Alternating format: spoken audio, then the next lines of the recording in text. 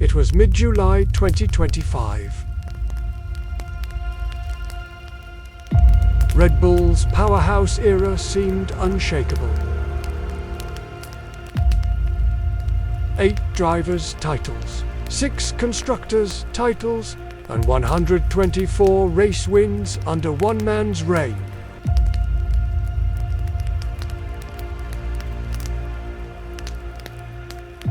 Christian Horner. He strode into the Milton Keynes factory on Wednesday morning, the 9th of July, to deliver the news no one expected. He announced he'd been relieved of all operational duties immediately. He even confirmed he'd still be on the payroll but stripped of all influence and responsibility.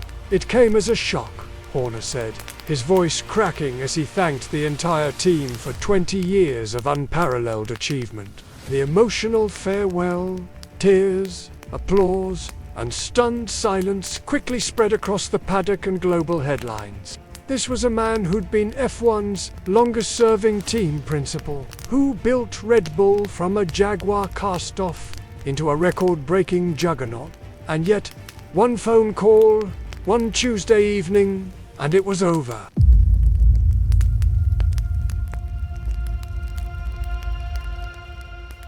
To understand why this mattered, rewind to 2005. Red Bull bought Jaguar Racing for a price of £1.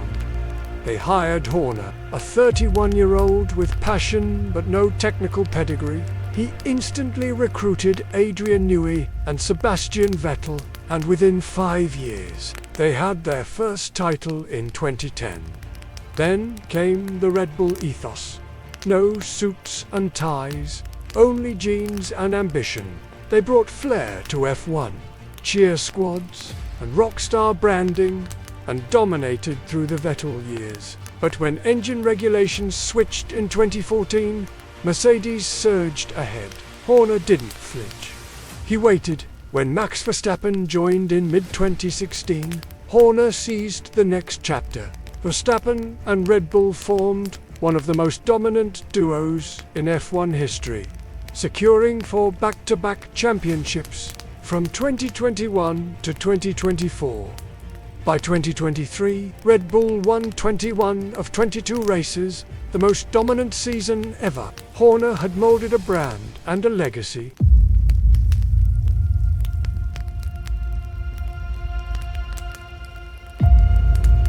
But the edifice began crumbling. The sharp decline in 2025 performance was undeniable.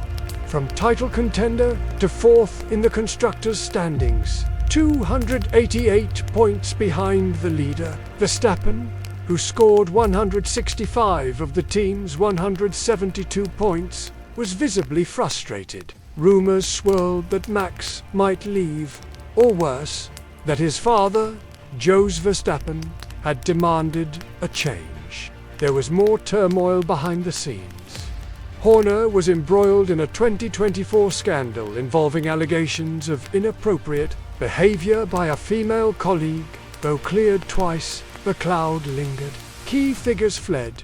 Adrian Newey to Aston Martin, Jonathan Wheatley to Sauber, Rob Marshall to McLaren. Organizational fractures began to form. Horner persevered.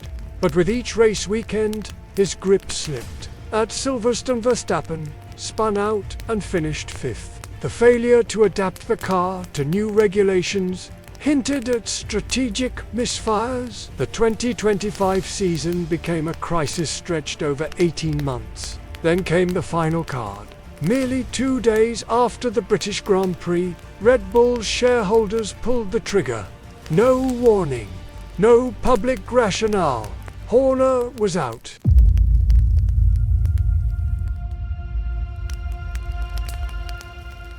This was not just a performance issue. It was a deep cultural, financial, and political fracture. Red Bull is owned 49% by the Mateschitz family and 51% by Thai billionaire Chalam Uvidia. The power balance shifted. The scandal, though officially dismissed, had drawn scrutiny. It arguably served as a political lever to isolate Horner. Jos Verstappen's warnings grew sharper. There is tension, it will explode. He is playing the victim when he is the one causing the problems, he told the Daily Mail in March 2024. Internal whispers became open power plays, rumors of a coup, Horner's style. Once dynamite became a liability, his terrifying little terrier attitude earned respect and the fear of enemies, but when the strategy faltered, that same fire looked reckless. Meanwhile, Red Bull had a pivot point approaching. 2026 marked radical regulatory changes and the launch of Red Bull Powertrain's own engine in collaboration with Ford. They could not afford instability.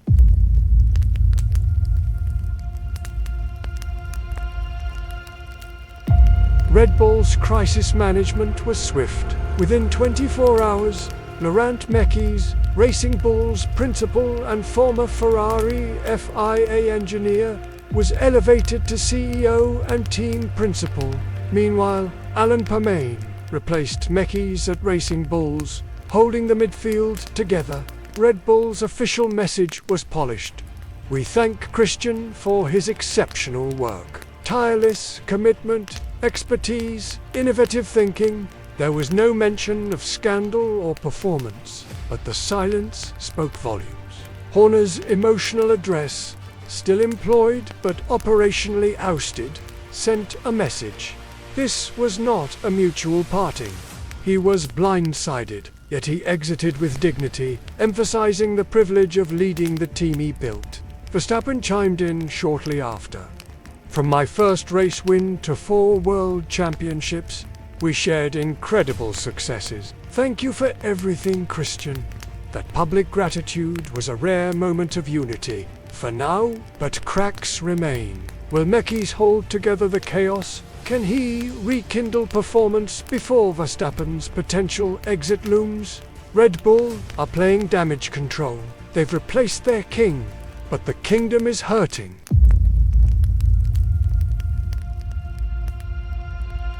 Looking ahead, the questions are clear. Can Red Bull rebound? Mekies, with his engineering pedigree and calm leadership, represents stability. He's praised for structure at Racing Bulls, but he's entering a firestorm. Course-correcting mid-season, preparing for 2026 regulation changes, and repairing internal fractures. What happens to Horner? He remains employed and is expected to stay in F1. Ferrari reportedly approached him in 2024. With its new management structure under Nielsen and Briatore, could also be an option. Where does Verstappen go? His contract runs to 2028, but there's a performance clause. If Red Bull stalls, Mercedes or Aston Martin could pounce. Brundle believes Horner's exit decreases that risk, but the paddock remains wary. What are the brand implications beyond F1?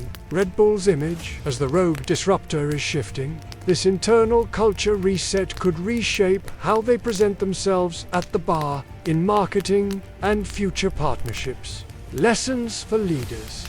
Power is fragile. Success doesn't immunize you. Culture, succession planning, and political navigation matter more than titles. Horner's story is a modern business case study in building a brand and how quickly the throne can shift. If this story surprised you as much as it shocked the F1 world, don't just scroll past, drop a comment below and let us know your thoughts. Was Red Bull right to let Horner go? Do you think Verstappen will stay? Like this video if you value deep dives into the real drama behind big brands, and hit that subscribe button for more breakdowns like this, where we don't just report what happened, we uncover why it happened. Share this with a friend who follows F1, and let's get this conversation started.